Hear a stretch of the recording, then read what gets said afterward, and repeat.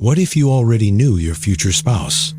What if the person Allah has written for you has already crossed your path, but neither of you are ready yet?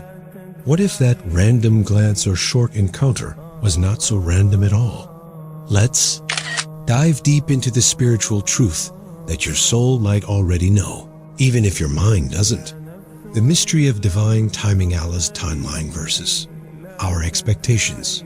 In a world of instant results, one-click purchases, fast replies, and same-day deliveries, we often get frustrated when life makes us wait. But Allah operates on a different timeline. His plan is never rushed, never delayed. Every moment of waiting is purposeful. While you're impatiently watching the clock, Allah is shaping your heart, strengthening your patience, and preparing your soul. What feels like a delay is often a divine investment in your inner growth. Not yet is not no. When doors remain closed despite your sincere du'as, it's easy to feel disheartened. But a closed door doesn't always mean denial. It might simply mean, not yet. Allah knows the unseen. He knows what lies ahead and what your future self will need. Maybe the job, the relationship, or the opportunity you're praying for isn't being withheld. It's being preserved for a better time, a better version of you.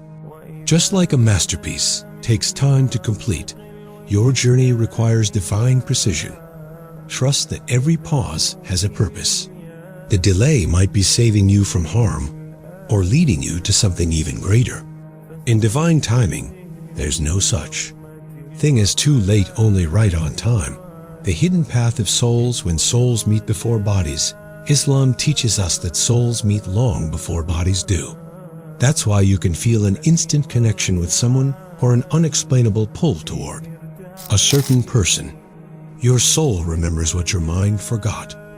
Forgotten moments that were meant to be, or had a brief encounter that strangely lingered in your memory. Maybe your future spouse smiled at you in a waiting room. Maybe they were a name in a comment section. Your soul noticed, even if your eyes didn single quotes t. The wisdom in waiting preparation, not punishment. When your heart longs for love and it doesn't come, it's easy to assume Allah is withholding something good. But His delays are never out of cruelty. They're acts of care. Allah isn't postponing your love story to break you. He's building you. Every delay is a chapter of preparation. He's teaching you to find fulfillment in Him first, so that when love enters your life, it doesn't become your identity. It becomes a blessing, not a burden. He's making sure you're not entering a relationship from a place of desperation, but from a place of wholeness. The purpose behind solitude. Solitude isn't always sorrow. It can be sacred. In the quiet seasons, Allah is calling you inward, not to punish you, but to purify you. Loneliness can be the space where clarity grows, where your connection with Allah deepens, where your wounds are healed and your standards are refined. It's in these moments you learn to love yourself through the lens of your Creator, not through the validation of others. Because true love begins with self-respect rooted in divine connection.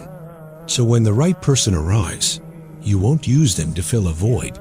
You'll meet them with presence, not need. Your future spouse may have crossed your path a glance, a smile, a passing moment, that girl you saw across the prayer hall, that guy who smiled politely at a wedding, that name that showed up on your feed and then disappeared.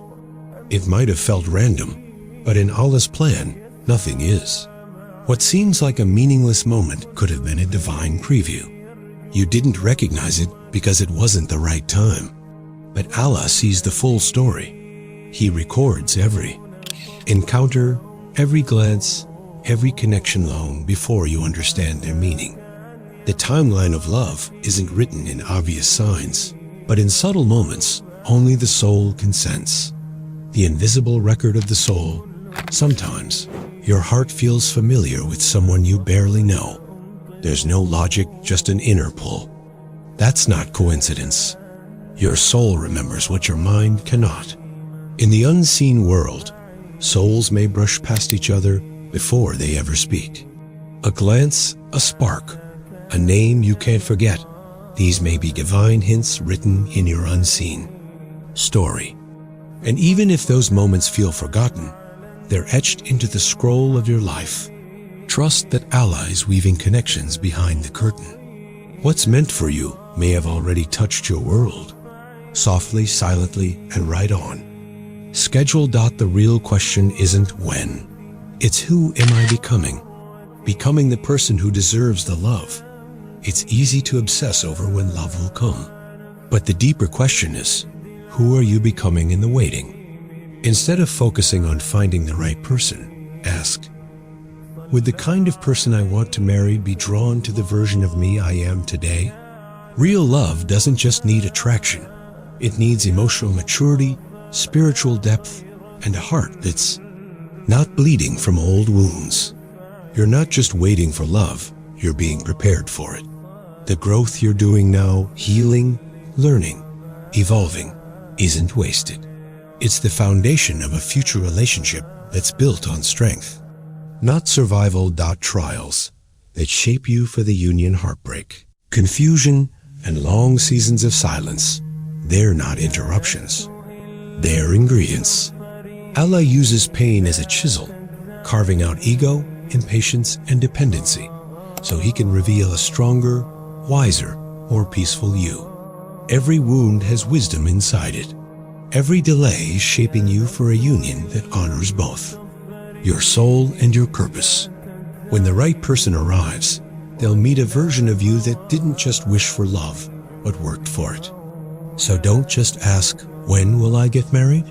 Ask, am I becoming someone worthy of the kind of love I seek?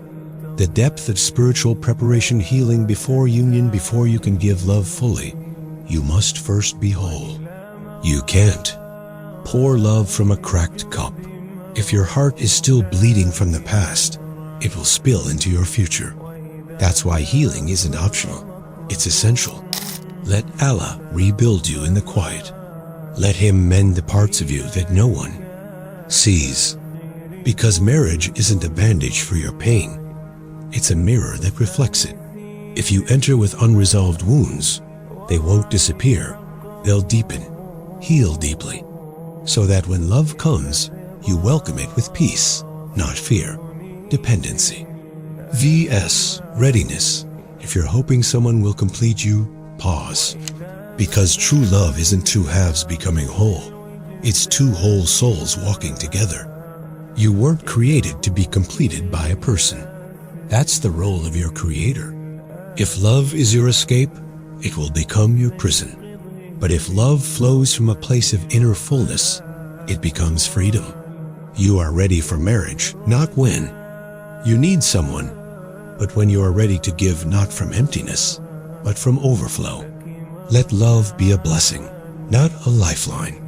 The best relationships are born not out of need, but out of wholeness. Faith in silence, trusting without proof not. Every prayer is followed by a clear sign. Sometimes, after all the tears and sujud, the only response you get is silence. But silence from Allah is not absence. It's wisdom in disguise. Just because you don't see movement doesn't mean nothing is happening. Allah doesn't owe you signs to be working behind the scenes. He's aligning hearts, redirecting paths, protecting you from unseen harm, and writing better endings than you imagined. Trust isn't proven by clarity. It's proven by believing when there's no visible reason to. Faith is not needing to see the path to know it's there. Listening to what the soul already knows. There are moments when logic falls quiet, but your soul speaks. A strange calm, a deep sense of knowing, a name that brings peace, not noise. That's not fantasy. That's fitra. Your soul recognizes what your eyes have not yet confirmed. If thinking of someone brings tranquility instead of chaos, that's worth noticing. Divine intuition isn't loud, it's subtle. And sometimes, Allah speaks to the heart in ways words can't capture. So don't just look for signs in the sky. Look inward. Often, your soul already knows the truth your mind is still trying to understand. Divine signs are subtle, Not loud signs through peace, not certainty. The right one might not come with fireworks. They may come with quiet peace, the kind that makes your heart whisper, "This feels right." Inner growth is the clearest signal. If thinking about this person pushes you closer to Allah, that's the real sign. Real love doesn't distract, it aligns. The power of dua and patience. Maybe they're praying for you to somewhere. Someone may be crying out to Allah for a person just like you. Your name may already be on someone's tongue in the depths of Sujood. Connecting through unseen invocations. Even if you've never met, your souls might already be linked through dua. That's how powerful supplication is. It travels where your feet haven't. Misunderstanding, delay as rejection you are not forgotten in the silence. It's easy to assume you've been overlooked, that your prayers are echoing into emptiness. But delay is not the same as denial. Just because you don't see movement doesn't mean Allah has forgotten you. He is Al-Latif, the most subtle, and His plans unfold with quiet precision. Sometimes the greatest work is done in the unseen. Your story is being written in divine ink with perfect timing and perfect care. You are not being ignored. You're being held, nurtured, and prepared. What feels like a pause is often protection. What feels like distance is divine design. Reserved, not rejected. You're not late. You're not unloved. And you're certainly not behind. You are reserved, like a precious gift kept hidden until the perfect moment. Allah is saving you for someone, for something that matches your dua and your soul. When it arrives, it will be so aligned, so timely, that your heart will whisper, "Subhanallah, every second of waiting was worth it." Don't compare your timeline to anyone else's. Your delay is not your denial. It's a mark of divine precision. What's meant for you isn't gone. It's growing in secret, and it will arrive right on time, in the most beautiful way. Loneliness as a sacred season growing through solitude. This season of loneliness may feel like emptiness, but it's actually sacred space divinely designed for growth. It's a classroom where your soul learns patience, where your heart finds strength in silence, and where your relationship with Allah deepens beyond surface level. Solitude isn't a punishment, it's preparation. It's where you discover that your worth isn't tied to someone else's presence, but to your Creator's constant nurse. Before you can truly love another, you must learn to sit with yourself and feel complete. Peace that comes from within is the only kind that lasts. Becoming whole before sharing a life. You weren't made to complete someone, and no one was made to complete you. That's a myth that leads to dependency, not love.